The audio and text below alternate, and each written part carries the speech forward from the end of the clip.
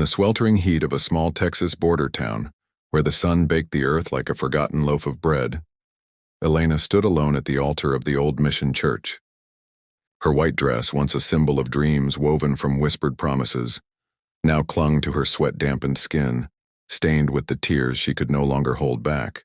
In her arms, cradled against her chest, was her newborn daughter, Sophia, barely 2 weeks old, her tiny fists clenched as if protesting the world's cruelty.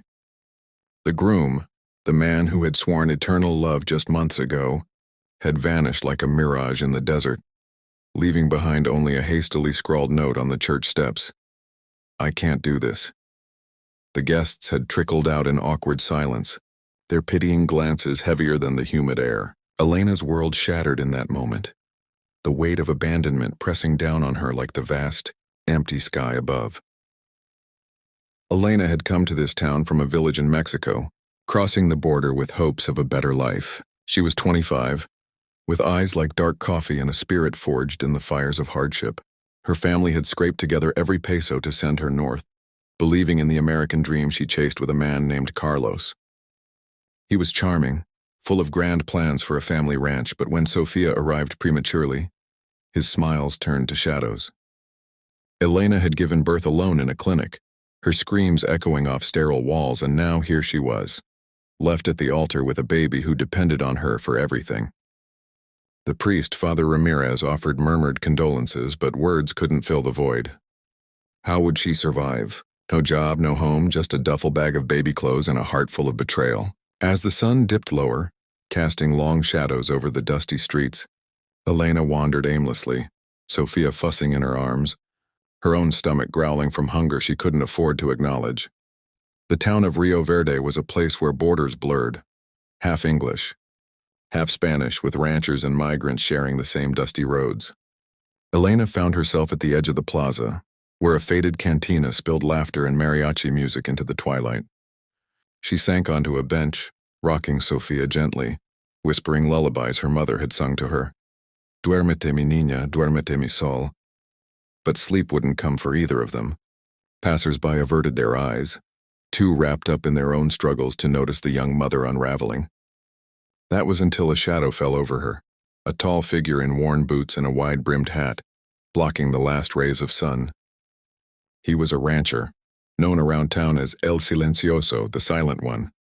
His name was Javier, though few ever heard him say it.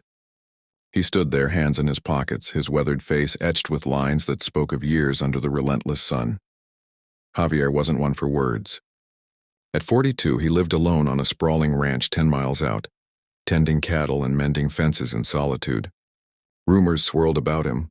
Some said he'd lost his wife and child in a tragic accident years ago. Others whispered he was just born quiet, like the vast plains he called home. He rarely came to town, only for supplies, but today something had drawn him to the plaza, a pull he couldn't explain. Seeing Elena there, her dress torn at the hem from her desperate walk, her baby whimpering softly, stirred something deep within him. Without a word, he knelt down, his calloused hands gently offering a bottle of water from his satchel. Elena looked up, startled, her eyes meeting his, steady, kind, unspoken understanding in their depths. "Gracias," she murmured, accepting it with trembling fingers. He nodded, then glanced at Sophia, his expression softening in a way the town hadn't seen in years. As night fell, Javier didn't leave.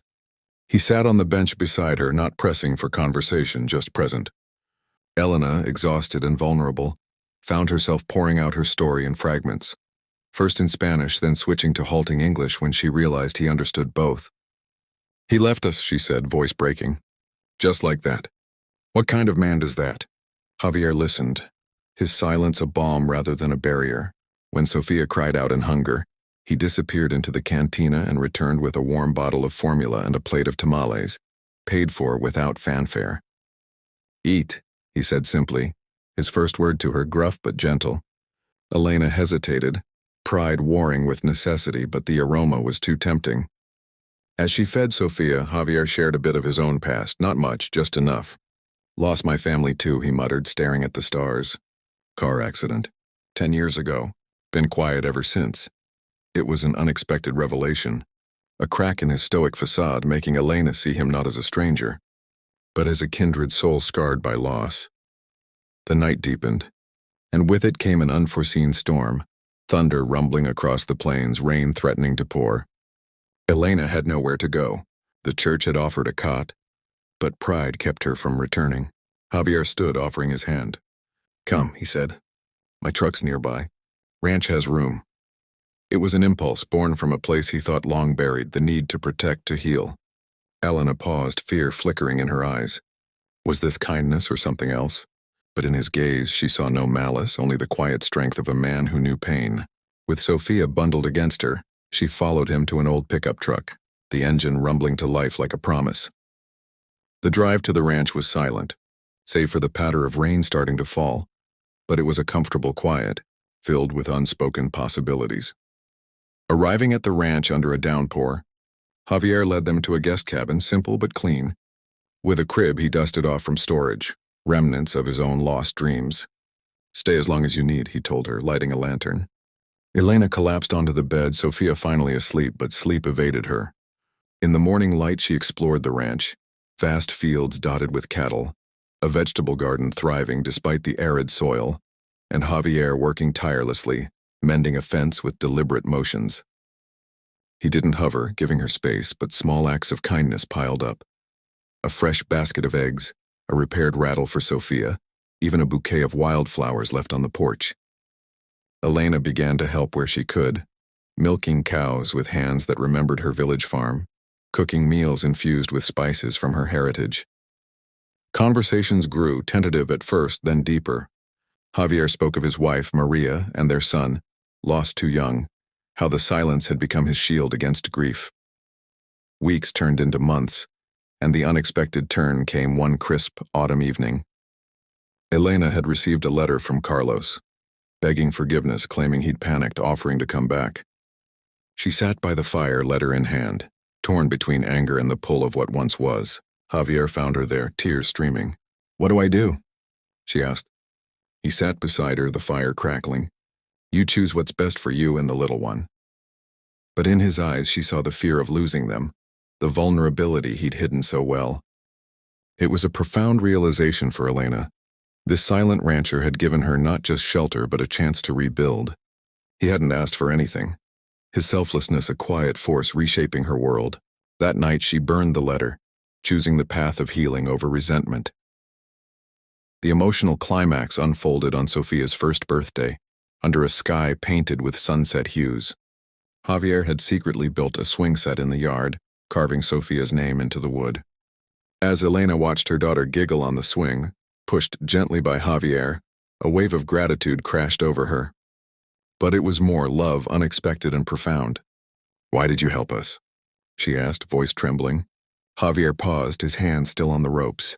"Because I know what it's like to be left behind," he said, his voice steady but laced with emotion. "And because you reminded me that life ain't over. Kindness, it's what keeps us human."